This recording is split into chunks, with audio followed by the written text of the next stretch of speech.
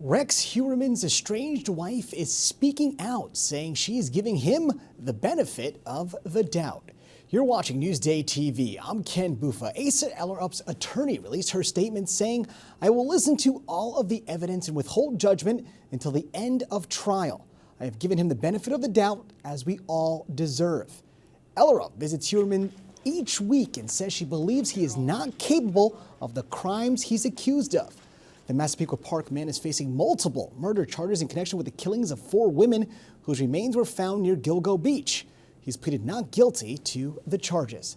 Now, to read more about the Gilgo investigation, go to Newsday.com, click Get More below the Newsday TV video box.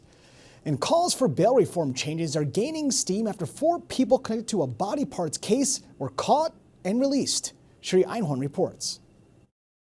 It's a bizarre story that's capturing headlines. Human remains found scattered across Long Island. 4 people charged so far, but not with murder. All now wearing GPS ankle monitors, but no bail required under New York state law. Horrific, far too close to home, and just a shame. I feel really sorry for the families. This case is causing a firestorm of comments on social media.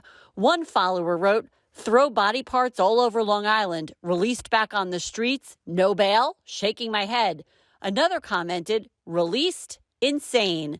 Also, "Released, body parts, concealing a corpse, where's the justice?" Experts say bail reform was meant to prevent people accused of low-level and non-violent crimes from getting stuck in jail until their day in court simply because they couldn't afford bail. The law has already been amended twice to add additional crimes to the list of bail-eligible offenses, and some are wondering whether that could happen again because of this case. It's been a political volleyball. Newsday Albany Bureau Chief Yancey Roy says right now state lawmakers are focused on one thing, the budget.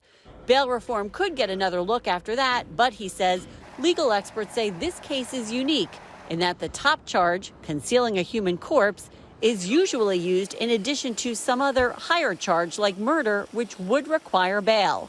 Keep in mind, prosecutors have said that additional charges could be added, and the Suffolk District Attorney said the case is still being actively investigated. When they go forward, that's the debate you're going to have. On the one hand, people are going to say this is a ghastly crime. Shouldn't we add it to the list? And other people are going to say, well, of course it's ghastly, but often it's connected to murder. So do we need to act right now? And we'll see how that plays out. In the meantime, Long Islanders in and around Babylon, where many of the body parts were discovered, are left waiting and wondering what will happen next. I think it's upsetting to me and a lot of other people who live around here that a crime with that level of violence can have somebody back out on the street the next day. I don't think it makes any sense. In Babylon, I'm Sherry Einhorn for Newsday TV. A bill banning TikTok cleared Congress and is heading to the Senate floor. Our own Laura Figueroa explains how exactly the bill will work and who's backing it. Essentially now with the House voting to approve this bill that would essentially ban TikTok if it doesn't divest from its Chinese-owned company, now we're waiting on the Senate and to see what the Senate does. Senate Majority Leader Chuck Schumer from New York has said that he's going to, weigh the options and see what's the best way forward, that the Senate will review the bill. But the question is, how fast will that move? Now, how did Long Island House members vote on this? All 4 Long Island House members vote unanimously for this bill. They all cited national security concerns in saying that ByteDance, the company that owns TikTok, that this is a company that allegedly collects data from its American users and that this is, very potentially dangerous, especially as we enter an election season. And so they all voted in favor of it. And lastly, how do presidential candidates feel about TikTok? President Joe Biden has essentially said that if Congress acts to approve this bill that would require the sale of TikTok, he would sign it.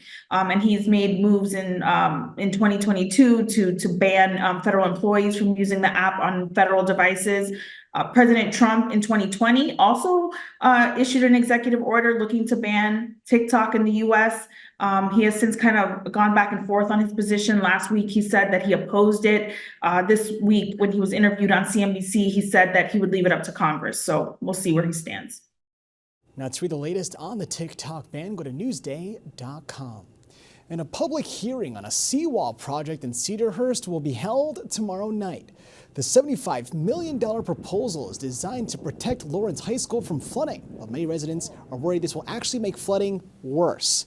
The hearing will be held at the high school at 7 p.m. And a local Army veteran just rescued a group of dogs from the Middle East. Virginia Huey reports on the heroic rescue.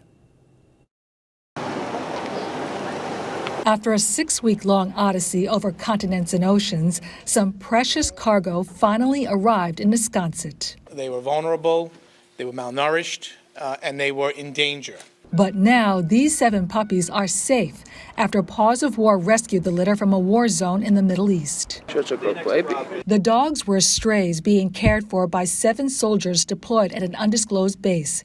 Back in January, that base came under enemy fire shortly after a drone strike killed 3 U.S. service members in Jordan. The soldiers called on Paws of War for help to get the dogs to safety. They knew they could not leave them behind. They feared the worst, and the worst would have happened to them. They had nobody if they left. It took Paws of War rescuers 3 harrowing attempts before they could pluck the pups from the base. Derek Cartwright, a veteran who served in Iraq, escorted the dogs on the plane ride back to Long Island. Seeing the pups, getting them out of the country meant the world to me because I know that I served, and in 2012, I left the dog behind and the program was never available. So being able to help these U.S. soldiers get their dogs to their forever home means the world to me. The dogs will be reunited with the soldiers when they finish their deployments in about 2 months. One of the soldiers has already expressed his gratitude to Paws of War for a mission accomplished. He said, my Irish eyes are smiling because I know they're safe in America, and it's a hell of a lot easier to do my deployment now. The wishes of 7 soldiers come true. Welcome home! In Wisconsin, I'm Virginia Huey for NewsdayTV. Horrible too. And all right, heading to the city for St. Patrick's Day, well, the MTA says extra LIRR trains will be added before and after the parade. Now, alcohol also will be banned on trains from midnight Saturday until 5 a.m. Monday. The New York City St. Patrick's Day parade begins at 11 o'clock Saturday morning.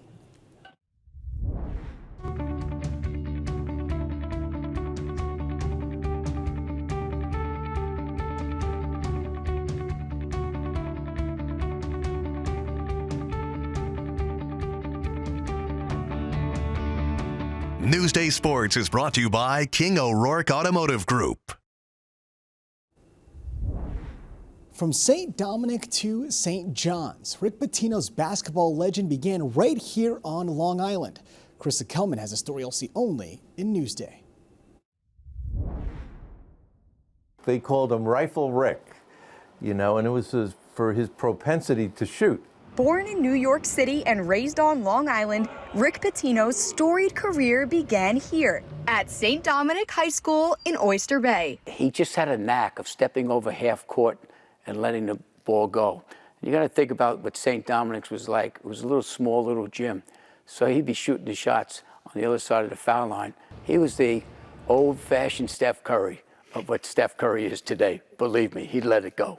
As nicknames like Rifle Rick caught on, so did the coaches at St. Dominic. He made the varsity as a sophomore, which is unheard of at St. Dominic's. Nobody played as a sophomore. To be asked to come up and to become a starter, playing with Tom Riker on a very special team, showed you how great Rick was. Pitino was a part of the back-to-back championship team that brought another ball to this trophy case, and his skills on the court were already laying the foundation for his coaching career. Good. You knew he was going to be a coach. Rick was always surrounded with quality, top-of-the-line coaches.